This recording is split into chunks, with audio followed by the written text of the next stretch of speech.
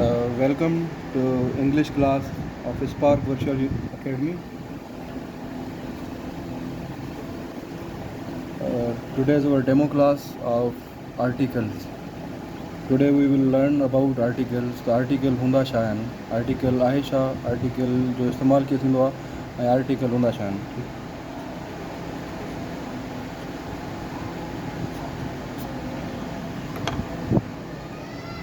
Articles जेके आहिनि उहे specify कंदा आहिनि कंहिंखे नाउन खे. आर्टिकल्स जेके आहिनि उहे नाउन खे स्पेसिफाई कंदा आहिनि ऐं उहे नाउन जे पहिरियां ईंदा आहिनि ऐं असांखे ॿुधाईंदा आहिनि त जेको पंहिंजो नाउन आहे जंहिंजे बारे में असां ॻाल्हायूं था या जेको कम जो कंदड़ आहे उहो कहिड़ी क्वांटिटी में आहे, स्पेसिफिक आहे या अनस्पेसिफिक आहे. उन जे लाइ असांखे आर्टिकल जो इस्तेमालु करिणो पवंदो आहे. फॉर एग्ज़ाम्पल मां जेकॾहिं चवां थो त द स्पार्क वर्चुअल अकेडमी, हाणे मां ॿियनि अकेडमीज़ खे स्पेसिफाई कयूं, ॿियनि मां कंहिंखे द स्पार्क वर्चुअल अकेडमी खे. माना हिकिड़ी जेका असां वटि इहा अकेडमी आहे उहा मखसूस थी वई द आर्टिकल लॻाइण सां. सिर्फ़ु हिकिड़े आर्टिकल जो इस्तेमालु जेको आहे उनखे मखसूस थो बणाए ॿियनि शयुनि खां. माना तव्हांजे साम्हूं जेकॾहिं फॉर एग्ज़ाम्पल 10 स्टूडेंट्स वेठा आहिनि ऐं तव्हां कंहिं हिकिड़े खे मखसूस कयो था ऐं कंहिं हिकिड़े जे बारे में ॻाल्हायो था या कंहिं हिकिड़े खे इंडिकेट कयो था त तव्हां हुन जे लाइ स्टूडेंट्स इन क्लास में तव्हां चवंदो the student is monitor of class या सो ऑन जेके बि आहिनि. त आर्टिकल इहो आहे. हाणे समटाइम आर्टिकल खे एडजेक्टिव बि चयो वेंदो आहे. माना इहे जेके आहिनि मॉडिफाई कंदा आहिनि कंहिंखे नाउन खे. अच्छा, हाणे आर्टिकल जेको आहे article is divided into two. Article जा ॿ हिसा आहिनि. हिकिड़ो आहे डेफिनेट आर्टिकल ऐं ॿियो आहे इंडेफिनेट. हिकिड़ा हूंदा आहिनि डेफिनेट आर्टिकल ऐं ॿिया हूंदा आहिनि इंडेफिनेट आर्टिकल. डेफिनेट आर्टिकल जेको आहे सिर्फ़ु हिकिड़ो ई आहे जेको आहे द आहे, ऐं जेको इंडेफिनेट आर्टिकल आहे उहो असां वटि ए ऐं एन आहे. माना हीअ जेको ए ऐं एन हूंदो आहे असां इन जे लाइ क्वांटिटी तौरु इस्तेमालु कंदा आहियूं. त जेकॾहिं असां कंहिंजे लाइ बि हिकु इस्तेमालु कंदासीं का बि शइ, त माना हिकु छोकिरो या हिकु छटरी या हिकु कुर्सी या हिकु स्कूल, त उन जे लाइ असां ए ऐं एन इंडेफिनेट आर्टिकल इस्तेमालु कंदासीं. ऐं पर जेकॾहिं असां कंहिंखे बि कंहिं बि शइ खे या माण्हूअ खे या जॻहि खे या किथे बि असां जेकॾहिं कंहिंखे ख़ासि कंदासीं या कंहिंजे बारे में कंहिंखे इंडिकेट करे ॻाल्हाईंदासीं त असां हुन जे लाइ डेफिनेट आर्टिकल इस्तेमालु कंदासीं. त द मिसाल जी ॻाल्हि कीअं, जीअं मां तव्हांखे हिकिड़ो पहिरियां एग्ज़ाम्पल ॾिनमि त there are many students in the class. There R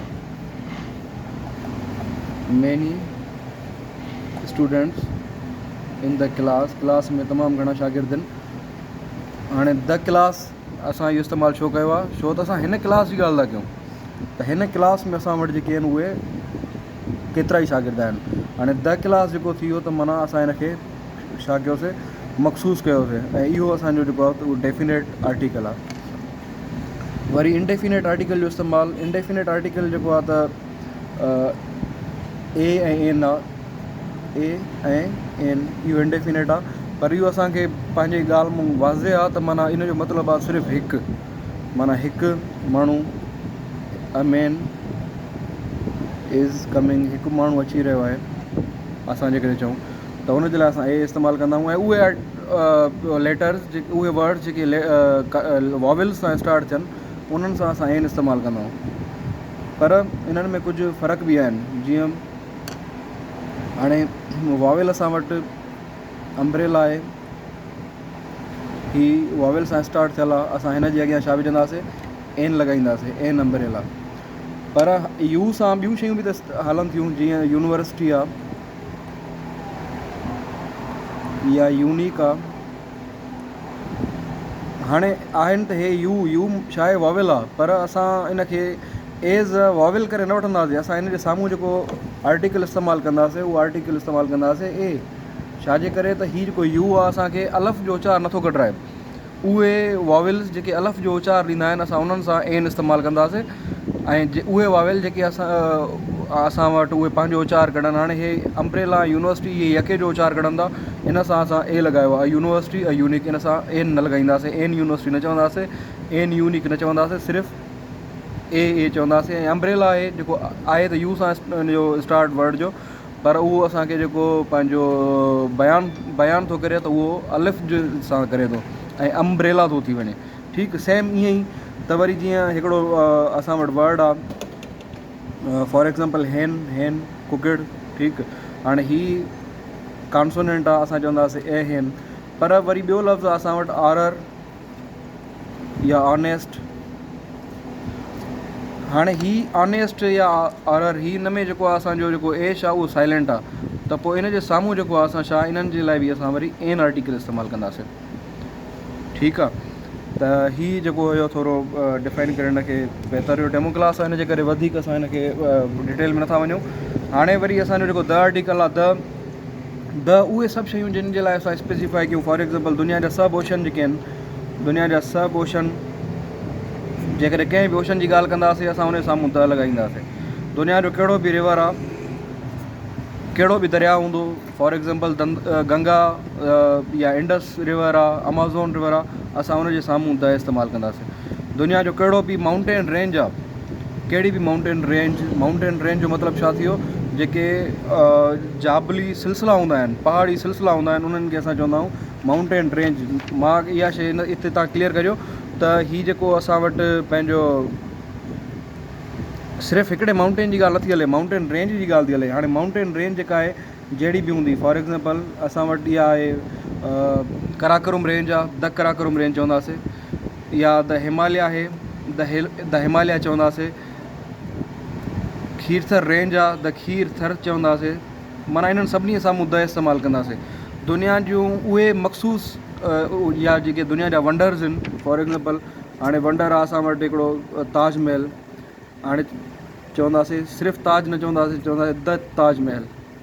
ठीकु आहे, the Taj Mahal is located in Agra. या जेकॾहिं असां चवंदासीं त